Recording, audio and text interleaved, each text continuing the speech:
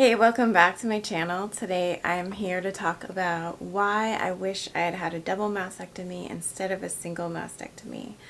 Of course, there's no blame on myself. I do not blame myself for not deciding this in the first place because there's no way I could have had all of this information that I have today to make that decision back a few months ago. But I just wanted to give some insight and perspective from just one other person, just little old me, if you are considering single versus double mastectomy. And just in case my insights and perspectives and values and opinions are helpful in weighing your decision. I wish I had been able to see a video like this, or a few, maybe 10 videos just like this, from different perspectives of women who've already been through this single mastectomy and whether or not they're happy with that decision or whether they would have rather had the double mastectomy in the first place. So this is for all of you who are sitting in my shoes or standing in my shoes as they were 3 months ago when I was doing all of my research and trying to figure out whether to get a lumpectomy or a mastectomy or a double mastectomy. In the first place, I thought I had DCIS and not actual invasive cancer. And so I'm not sure that anyone could have convinced me to have a double mastectomy.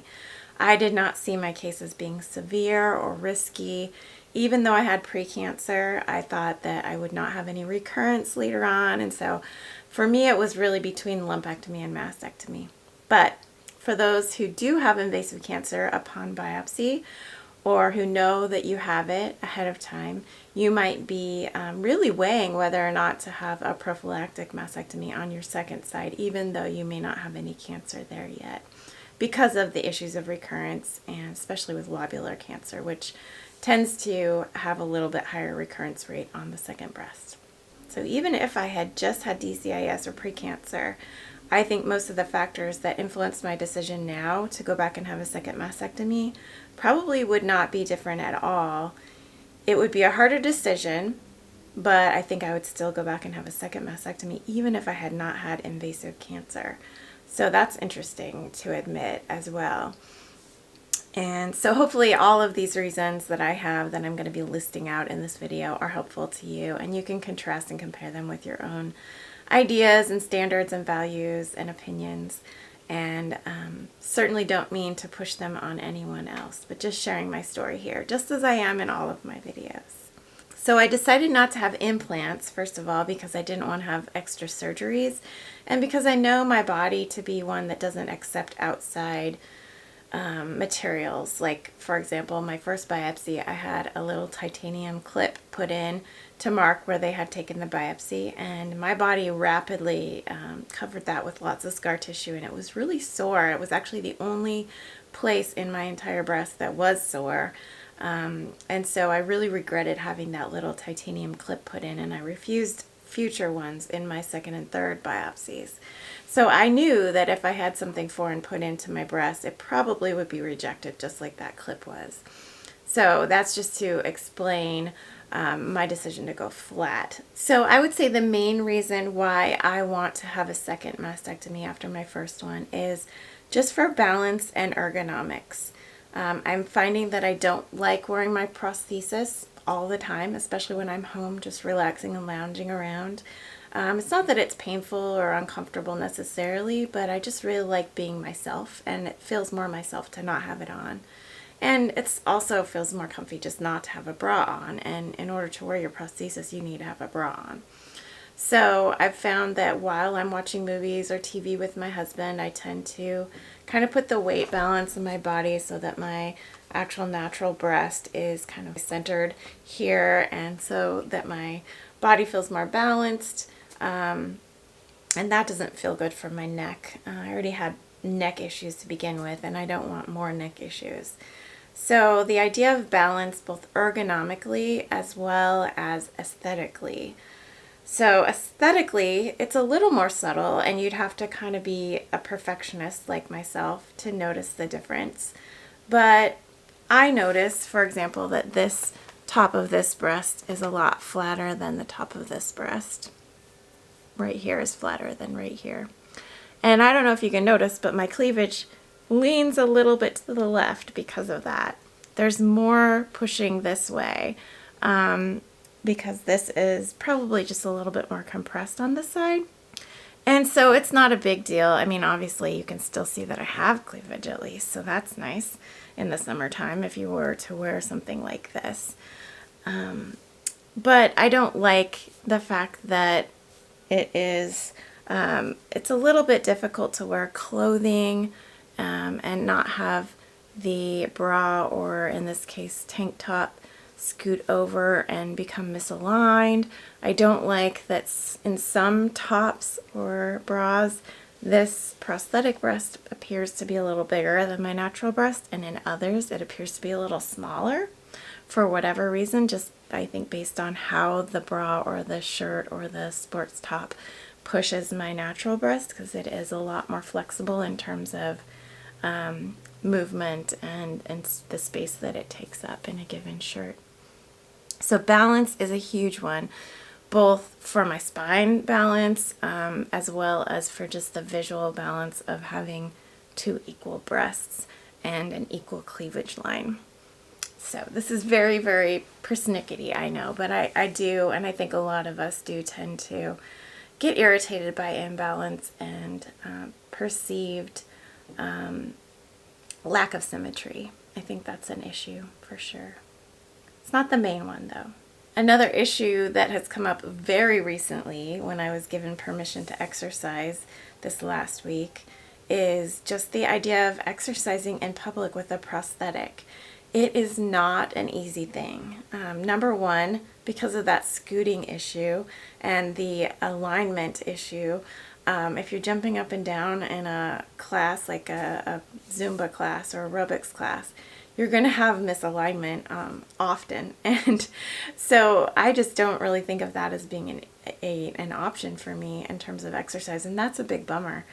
The other thing is that you sweat in exercise classes in public places, and I always want to take a shower right away, but in order to do that I would have to take my prosthesis out and potentially even bathe it in the sink.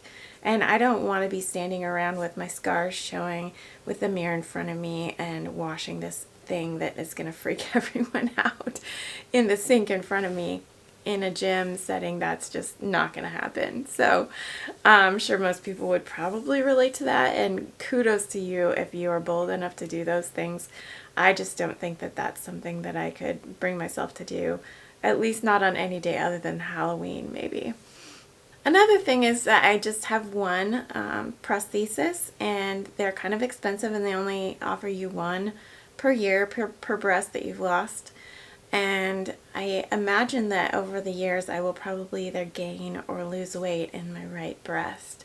And so I'll have to order another prosthesis every time I have perceived weight gain or loss in that area of my body. And since I'm just heading into menopause now, I expect that that will happen pretty soon. And I just don't know if I like the idea of having to constantly watch for sizing issues and having to buy new prosthetics, especially when I haven't met my deductible with my insurance, or I'm not going to on a given year. And so that's kind of an issue. Definitely not the main one. Definitely one that I could sacrifice for, but that's a little bit of an issue. Really, the biggest factor in my decision to have a second mastectomy, besides the fear of recurrence, of course, that's the biggest one that does not need to be said. That's the one that we all share, I think.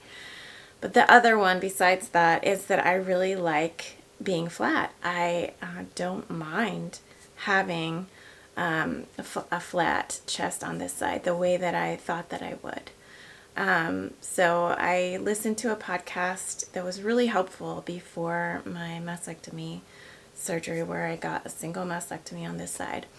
And in that podcast, it was a psychologist who specializes in cancer, and she was talking about the loss, grief and loss around losing your breasts. And she had a lot of anger and a lot of grief. And I thought, okay, I just need to prepare myself that I'm going to have a lot of anger and a lot of grief like she did. She's a very healthy woman who's expressing her emotions in a healthy way, and she's in touch with them, and I am too, and so that'll be where it leads me at some point. And now it's been 67 days since my first mastectomy, so over 2 months. It hasn't been, super long, and it could still come down on me that I'm just devastated that I lost this breast. But so far, I don't mind it at all. I don't like the way that it looks because I still have some plastic surgery issues that have kind of not gone well. And in my second mastectomy, I will have those taken care of. But in terms of the way it looks overall and the way that it will look when we're done, I have no problem with it. And in fact, I really like the freedom that it allows me to jump up and down for the first time since I was 12 without having all of this weight kind of to deal with and awkwardness of movement of my breasts. To be able to exercise like that, to really sprint at a full speed without worrying about the weight of my breasts. The idea of just wearing a t-shirt and not having to wear a bra all the time, that sounds really nice to me. And it is nice when I'm not wearing a bra at home. I am really glad that my husband is supportive of me being flat because of the peace of mind it gives me with regard to recurrence and not having to worry about having mammograms all the time for the rest of my life. When he saw the look on my face when I learned about my lobular cancer diagnosis, and he realized that I really regretted not having a double mastectomy, he was 100% committed to my getting a second mastectomy. And I don't know that he's, without grief about it, but I think that he is completely sold on that as the only way to go. And as soon as I knew that, I was like, oh yeah, I definitely want another mastectomy.